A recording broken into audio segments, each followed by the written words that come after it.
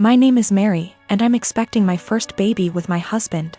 This is the first grandchild in the family, in-laws, and they said that if the baby's a boy then we'll give him my father-in-law's name. He's dead due to cancer. I had no problem with that. This happened before we found out the gender of the baby. My husband and his family had me do things like attend prayers and do other rituals before the reveal at the doctor's. I didn't like that but went with it to keep the peace. Our appointment came, and it turned out to be a girl.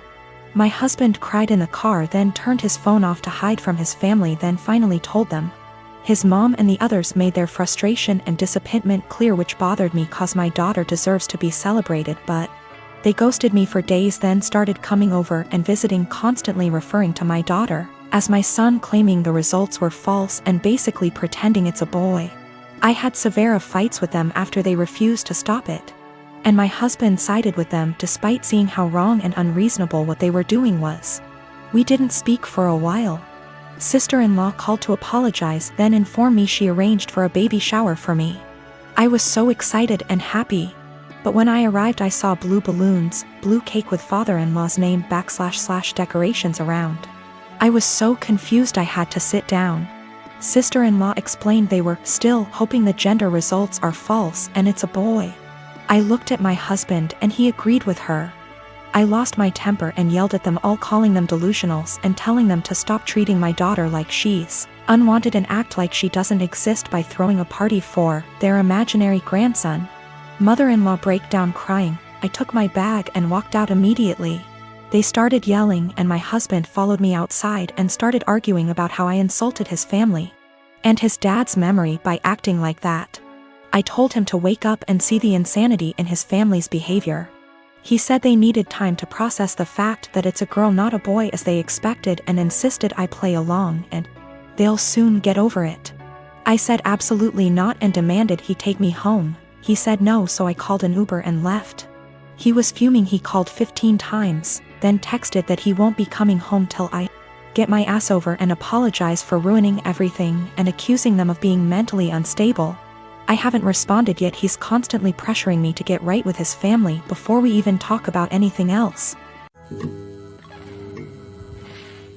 So I recently got together with a guy from my hobby. He asked me out first and I had some doubts that we'd work together as a couple because of the age difference. He's 35 and I'm 22.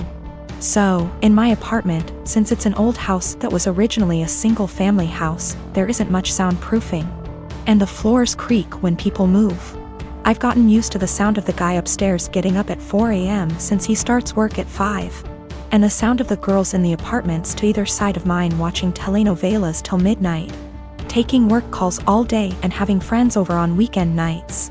I know when I play music or have friends over, some of the sound leaks through the walls. So I'd never get upset about hearing my neighbors because it goes both ways. So, when my boyfriend started coming over more often, he had complaints about the neighbors, which put me in an awkward place. He wanted to go speak to them or have me text them and I said no. For example, one of the early times he stayed over we went to bed around 10. He wanted me to ask my neighbor to turn down her TV. I said she didn't have it that loud and she turns it off at midnight anyway. At 4 a.m., he got very irritated with my upstairs neighbor getting up and cooking breakfast. I said that he would be done by 5 because that's when his shift starts. At 7 a.m., he was still trying to sleep in and the neighbor on the other side had some work calls that he said he couldn't sleep through. I offered him earplugs and he said he couldn't sleep with them in either. He wanted me to ask her to quiet down.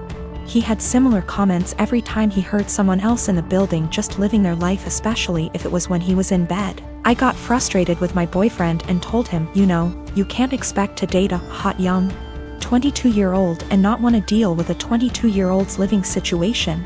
I don't know if you realize, but this is a normal apartment for someone my age. Hell, my neighbors are pretty great. Nobody's throwing loud parties on work nights. Nobody's having screaming fights. Nobody's having babies. The hot young part was in sarcastic air quotes because those were his words, not mine. He got irritated and asked why I was bringing age into it. And I said it's because he can't both want someone so young and also want someone with house kinda money. And he was being so out of touch with how normal people in their 20s live. He got really irritated with me bringing age into it. And even more annoyed when I'd respond to his neighbor complaints in the future with "Okay, boomer." Or tell him that if he wanted me to have a rich person apartment, he could pay for it. It's not possible for me to get to his house on my own because I don't have a car and the buses don't go that far into the suburbs. So that would mean him driving 30 minutes from his house in the suburbs to pick me up, then an extra 30 to drive me to his house. Then an hour round trip early in the morning to get me home in time for work. It's a lot easier for him to visit me in the city. I am using boomer as a joke or a figure of speech to say acting out of touch and entitled to tell other people what to do. It is a common figure of speech to say "Okay, boomer" to someone who is acting entitled regardless of their actual age. It's more of a mindset thing. I googled his property records for his house and he CO owns it with a woman who shares his last name. Holy shit. I don't know if she's his wife or ex-wife or what, but I'm out of here. I'm honestly freaking out right now, but I just gotta say, great big thank you to everyone who noticed red flags and made me question that. I've blocked his number. He can have fun figuring out where I went. My husband Nick was married to his first wife Vanessa for 5 years and they had 2 amazing kids, Luke and Lila. Sadly, Vanessa died in an accident 11 years ago when the kids were very young. I started dating Nick 8 years ago and we started off very slowly for obvious reasons. Nick has always been a little more distant than anyone I'd ever been with. But he and the kids lost Vanessa so young that I understood it. After 3 years of dating, Nick asked me to marry him and I moved in. I've always had a really great relationship with Luke and Lila and they were happy for me to marry their dad. I had wanted an actual wedding, nothing big. But Nick really didn't want one, so we got married at the courthouse with just Luke and Lila present. We had a really fast engagement, but it worked for all of us. I have loved being Luke and Lila's stepmom and officially adopted them after I found out I was pregnant with our son, Casey. The kids have been so great with Casey and help out so much. Nick was wonderful during the pregnancy and had always been a really loving dad and husband. But Nick has been pulling away a lot the last few months.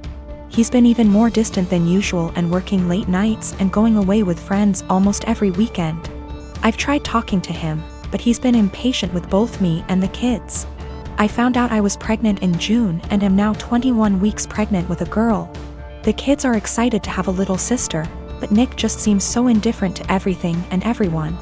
He's been missing soccer games, Lila's birthday, doctor's appointments, etc. Casey is too young to notice, but Luke and Lila are so hurt by their dad's absence.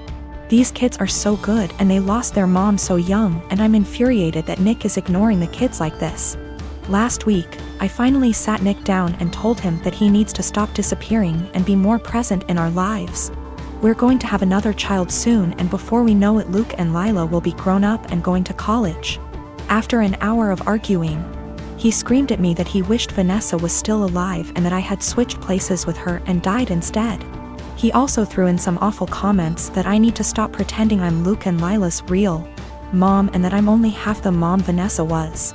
The final straw was him saying that he never even wanted any kids with me, but did it so I'd keep busy and leave him alone. I'm so beyond hurt right now. I know I'm just his second choice. But I've always tried to honor Vanessa and tell Luke and Lila how lucky they were to have her as their mom. I love all of our kids more than anything, and I'm just so heartbroken. Nick barely pays attention to Casey now and doesn't even acknowledge the pregnancy. He somewhat apologized this weekend and took all 3 kids to lunch, but he won't even look me in the eye. He seems like he wants to talk, but he doesn't say anything, and I'm too upset to even be near him. I'm not sure where to go from here.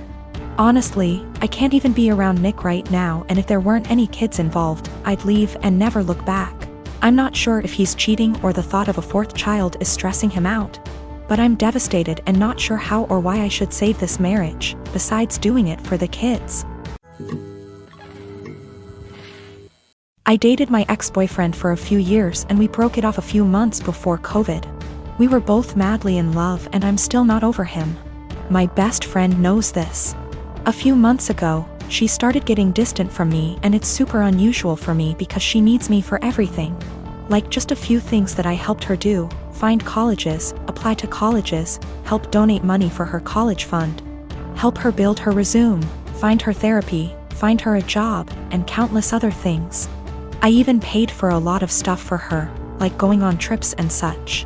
She didn't really do much for me and was somewhat of an emotional support because we'd always talk about her. But then I really didn't mind and didn't care what I did for her. She was my BFF and you are best friends. They're sisters. Last month, she broke and told me that the reason that she's so distant is because she's quarantining with my ex and they're a thing. Whatever hopes I had of getting back to my ex are squashed because I don't think I can get over him hooking up with my best friend. I'm super heartbroken and I know that you don't own people, but that doesn't mean that you can't be upset about their betrayal. Yes, dating your best friend's ex that she still loves is a betrayal. She asked me if I was happy for her, because she finally got a good job and a nice boyfriend. That job she has is solely because of me because I asked an old acquaintance to return a favor by hiring my best friend.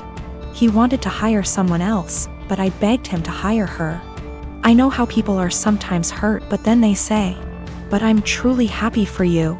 I honest to God don't think they mean it, and when I say I'm happy for someone, I want to mean it. I'm not happy for my friend. I just am not. I can't make myself be.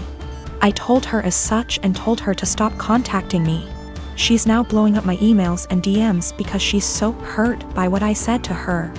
My dad said that I should have just kept this to myself since I know my best friend is a sensitive person and is hurt. But what about me? Am I given a sensitivity pass because I've looked after my friend for so long? Do my feelings just stop matching at some point? She called me with the news and said that she didn't know how to tell me, didn't apologize. And then she followed it up with how she's finally doing well and doesn't have to rely on me for money since she has a nice job, and also a nice boyfriend. I told her I was not happy for her. I reminded her that I got her the job, she knew and was fine with it. And that I've done so much for her over the years and she thanks me by backstabbing me and getting with my ex. She knew that it would hurt me and if she'd done it when I was well over him or with my permission, I'd feel differently. Then, I told her to not contact me again because clearly I'm her friend, but she was never my friend and I want to stick with people who are supportive toward me and reciprocate my friendship.